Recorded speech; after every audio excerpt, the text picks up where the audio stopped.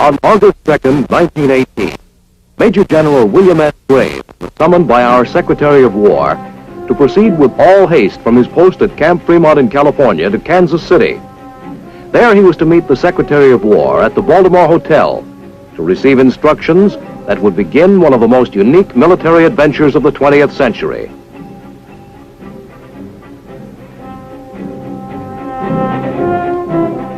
In Kansas City, Secretary of War Newton D. Baker was waiting for the general with instructions that had been carefully formulated and approved by the President of the United States. President Woodrow Wilson had become increasingly aware of the disorder and confusion resulting from Russia's withdrawal in the war against Germany.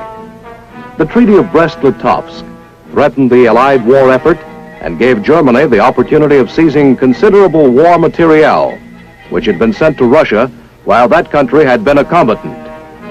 The Secretary of War handed General Graves a sealed envelope containing our policy in the Russian situation. The general was informed he would command an American expeditionary force in Siberia. Secretary Baker offered this advice: watch your step. You will be walking on eggshells loaded with dynamite. By late summer 1918, the populace of Vladivostok, Siberia, watched the arrival of the first American troops that would comprise our expeditionary force. By the end of September, Major General Graves and his carefully selected staff were ready to begin their military adventure in the Siberian sector. Under the general's command were the 27th Infantry Regiment, the 31st Infantry Regiment, the 17th Evacuation Hospital, and administrative and support units. The expeditionary force totaled 10,000 officers and men. From August 1918 into April 1920, Siberia was to be the home of this expedition.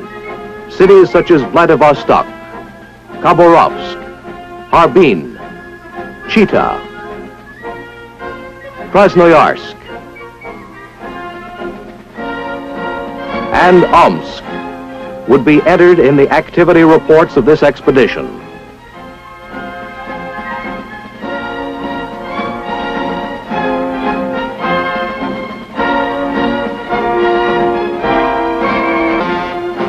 This big picture is a glimpse into that long ago American expeditionary force in Siberia.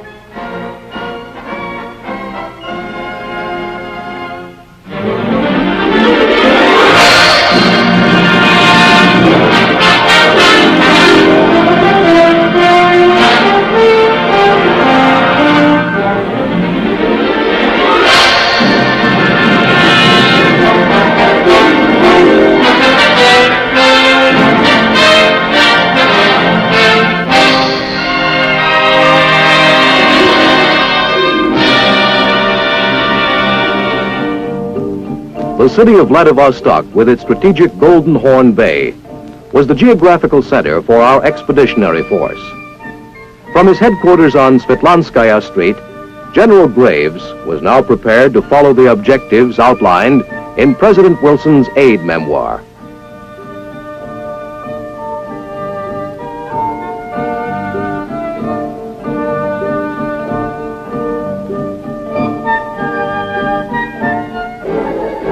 Objective 1 was to render all possible assistance to Czechoslovakian troops who had become isolated in Russia as a result of that country's capitulation to Germany. Czech military units were now making their way toward Vladivostok. The next task was to enable them to leave Russia and to return to their homeland, or, if possible, to use them in a reconstituted Eastern Front which had by now collapsed. The Czechoslovakian army had distinguished itself in combat against Germany, and the safety of these seasoned troops was considered essential by the Allies.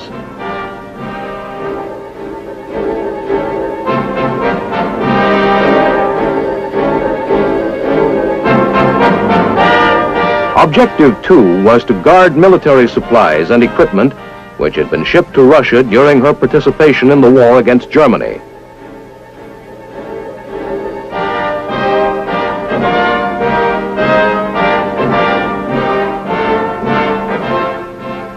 With Russia no longer a combatant, Allied military supplies were to be protected from seizure or destruction by any force hostile to our military interests.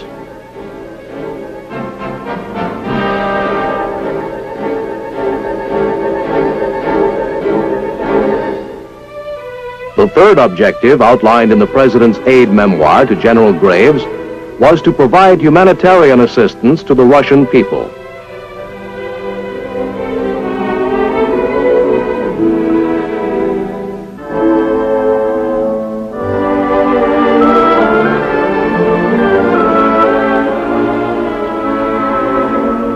National disorder had made thousands of Russians homeless, which had created an aggravated refugee problem.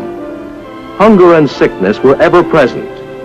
Refugees sought shelter wherever possible, in railroad terminals, railroad cars, and in improvised shanties. The American Red Cross, working with the American Expeditionary Force, offered assistance to the homeless, the hungry, and the sick.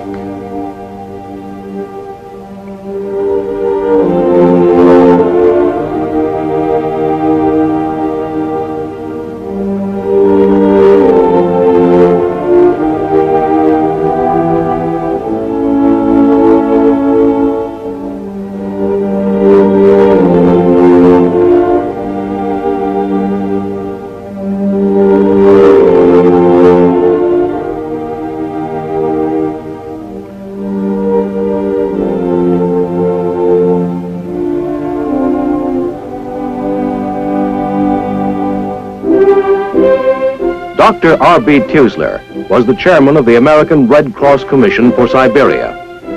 He and his staff, along with nurses and doctors, wrote an inspiring chapter into American Red Cross tradition.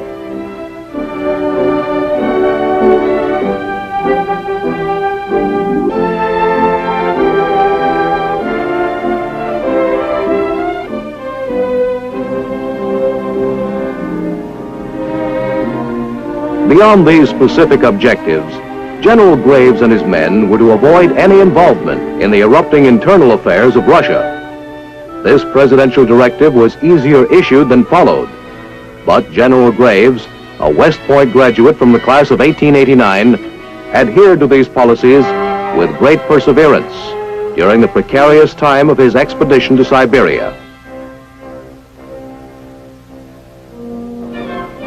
To the American soldiers of this expeditionary force, the challenge of accomplishing our objectives was monumental, and military life in Siberia, to say the least,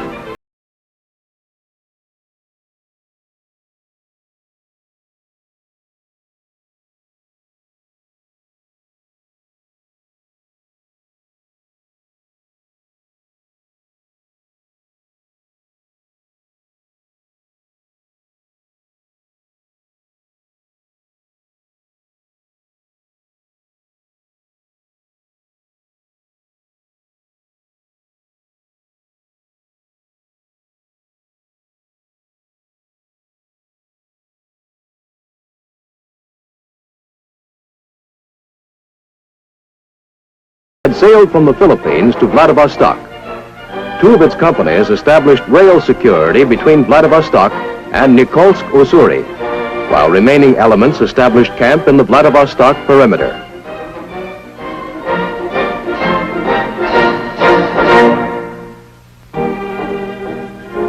The 31st Infantry Regiment had also sailed from the Philippines.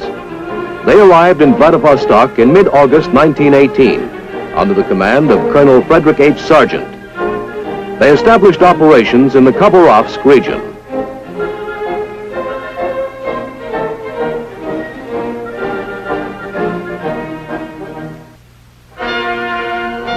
Garrison duty in Siberia was mostly training. The Siberian landscape became host to the marching, drilling, and target practice of military units, not only from the United States, but from Japan, China, Britain, Canada, France, and Italy as well.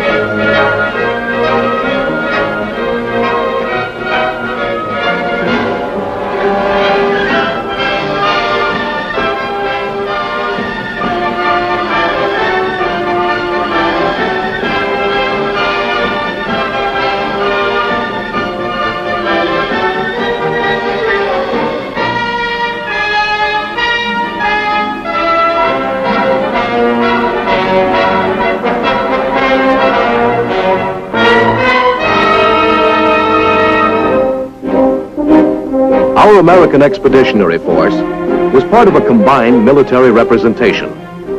The Supreme Allied War Council, fearing the results of the Brest-Litovsk Treaty, directed military forces to northern Russia as well as Siberia. In this latter operation, Japan had agreed to a United States proposal that she join this multinational expedition. General Kikuzo Otani of the Imperial Japanese Army was the senior Allied officer present and was given command by the Supreme Allied War Council. The American Expeditionary Force, however, remained autonomous under the command of General Graves. Even so, much of the military activity in the Siberian sector required careful coordination and mixed representation.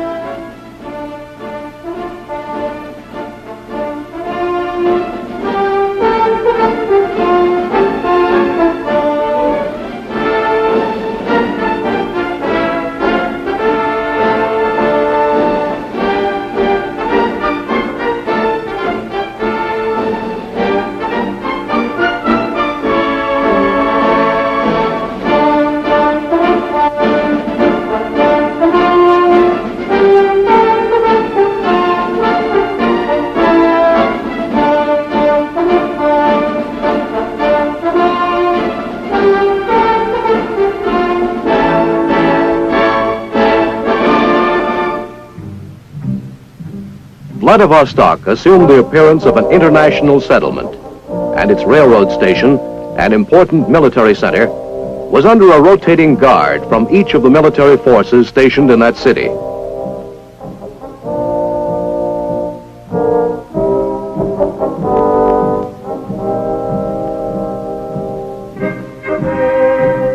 This was the eastern terminal of the great Trans-Siberian Railroad. Now it became a reception center for military and civilian travel, and the city itself was a reflection of the currents which were racing across all of Russia.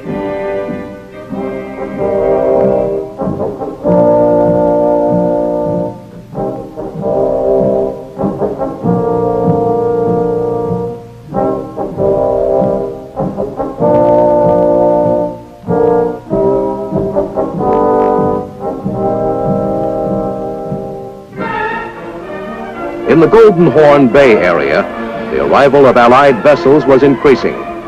The flagship of our American Asiatic Fleet, the USS Brooklyn, under the command of Admiral Rogers, arrived in port in the fall of 1918.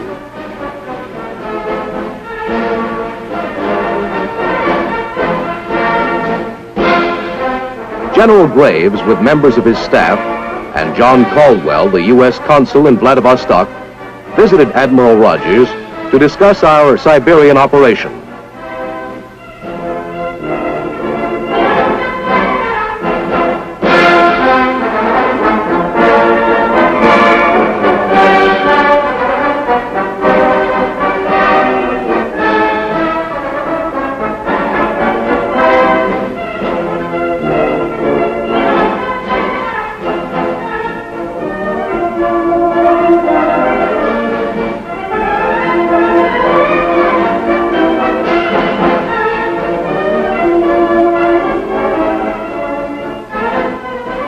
While this review was taking place, the sailors and Marines from the USS Brooklyn spent much of their time going through ship and shore drill.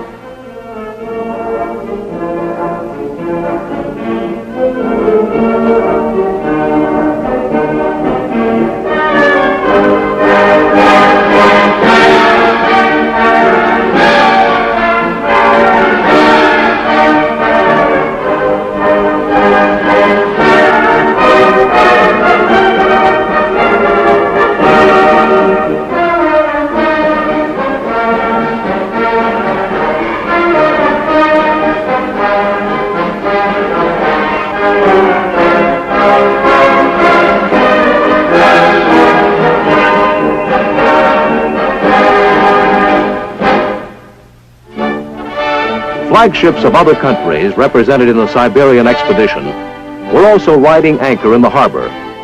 The British cruiser Suffolk provided support to the land-based units from that country.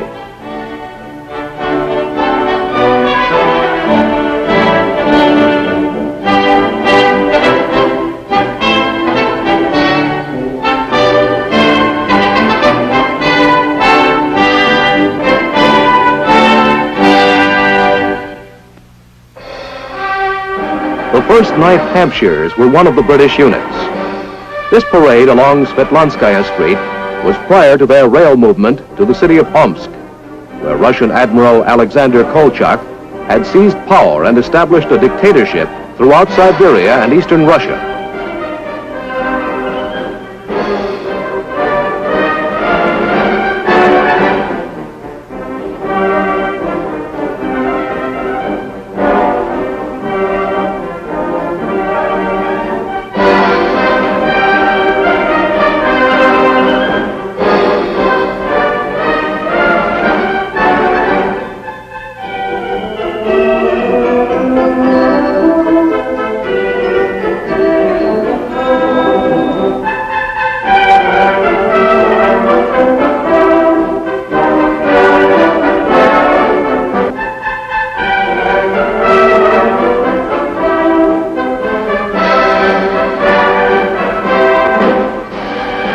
The involved and confusing internal situation in Russia was a constant concern to Allied presence in Siberia.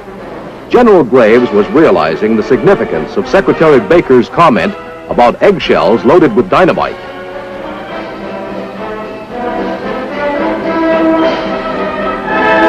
Military parades along Svetlanskaya Street were a standard part of the training regiment. This one included units from all Allied countries represented in the Siberian expedition.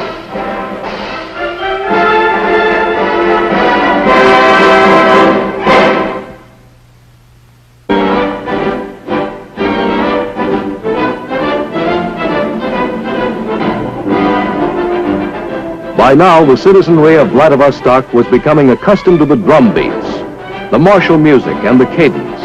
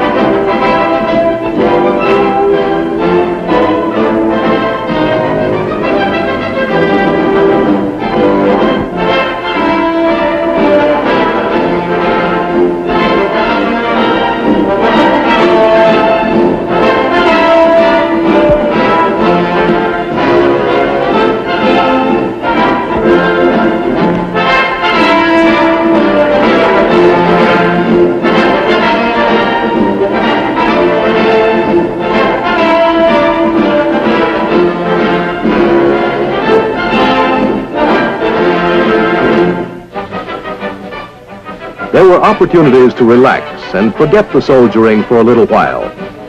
At the Hippodrome in Vladivostok, Canadian soldiers hosted a spirited Allied athletic contest.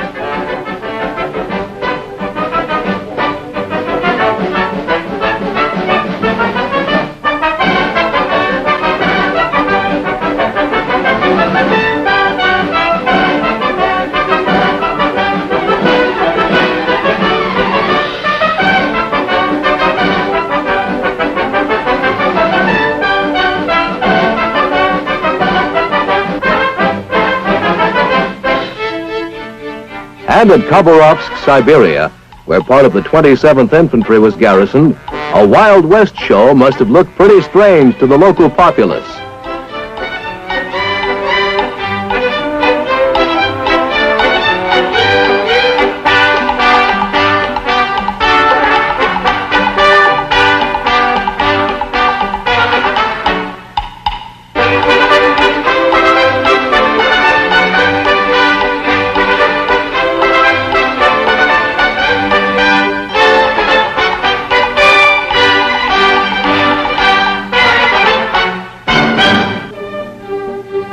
Just as strange to our troops was the sight of Ataman Kalmykov's Cossacks, who were part of Alexander Kolchak's all-Russian army in Siberia. These fierce-looking Cossacks were something to watch.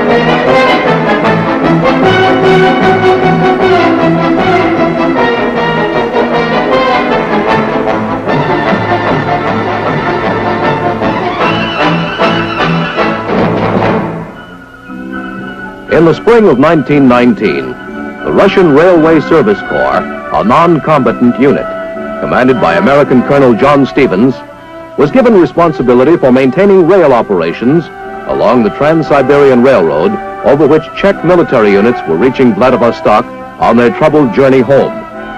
Adventures along the vast area serviced by the Trans-Siberian were daily occurrences. Each Allied country had assigned sectors of control responsibility. No one could ever be quite certain as to what the next day would bring.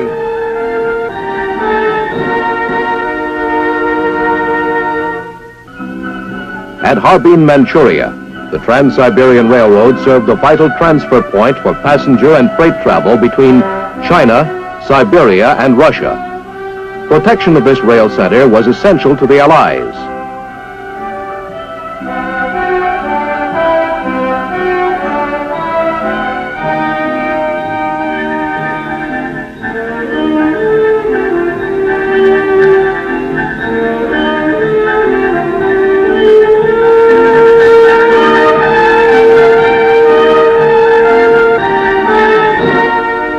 Travel along the railroad was quite another problem. Clearance of damaged or destroyed Russian trains was a frequent necessity. Debris, dynamited tracks, and other obstacles were the results of the internal turmoil which was raging throughout Russia.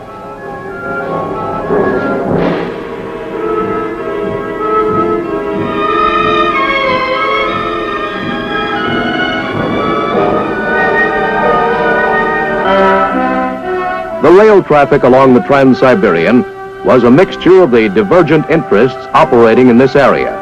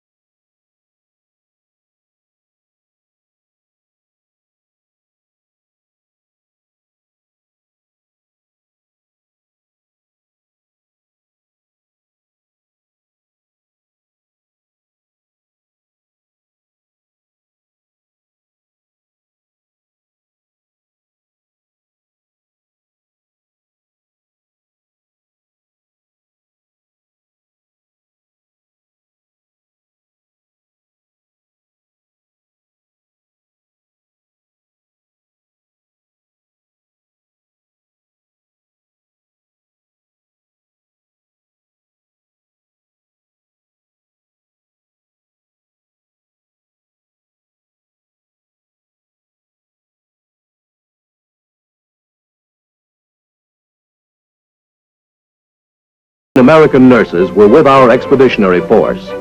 They were under the supervision of Chief Nurse K.C. Hannon and were stationed at our field hospital in Tyumen, Siberia. From August 1918 through December 1919, American soldiers guarded rail depots, stores of war materiel, and supervised German and Austrian prisoners who had been incarcerated when Russia had been in the war. In January 1920, Czech units were safely in Vladivostok and were being evacuated to their own country. World War I had ended, and military supplies were no longer subject to hostile seizure. Conditions inside Russia dictated no further use of our military expedition. Washington instructed General Graves to remove his entire operation. By April 1920, he and his American expeditionary force were but an adventure to be recorded in history books and preserved on this precious film taken by Signal Corps cameramen of the United States Army.